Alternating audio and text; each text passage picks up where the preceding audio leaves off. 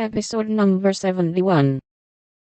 At tea time they compared notes, and all agreed that it had been a delightful, though unusually long day. Meg, who went shopping in the afternoon, and got a sweet blue muslin, had discovered, after she had cut the breadths off, that it wouldn't wash, which mishap made her slightly cross. Jo had burned the skin off her nose boating, and got a raging headache by reading too long. Beth was worried by the confusion of her closet, and the difficulty of learning 3 or 4 songs at once, and Amy deeply regretted the damage done her frock, for Katie Brown's party was to be the next day, and now like Flora McFlimsy, she had nothing to wear. But these were mere trifles, and they assured their mother that the experiment was working finely. She smiled, said nothing, and with Hannah's help, did their neglected work, keeping home pleasant, and the domestic machinery running smoothly. It was astonishing what a peculiar and uncomfortable state of things was produced by the resting and reveling process. The days kept getting longer and longer, the weather was unusually variable, and so were tempers.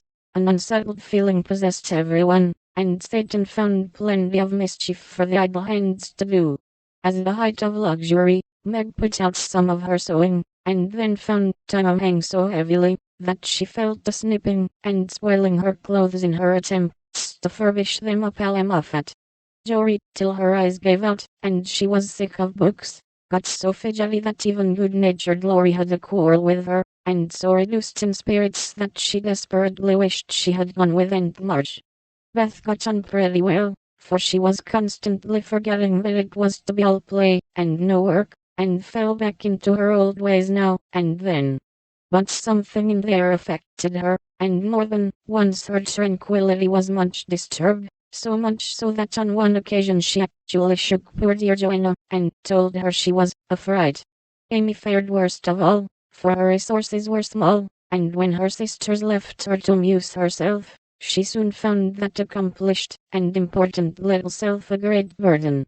She didn't like dolls. Fairy tales were childish, and one couldn't draw all the time. Tea parties didn't amount to much, neither did picnics, unless very well conducted.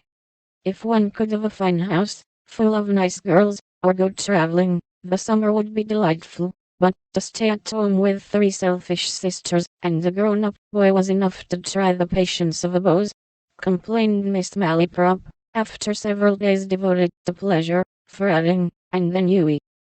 No one would own that they were tired of the experiment, but by Friday night each acknowledged to herself that she was glad the week was nearly done.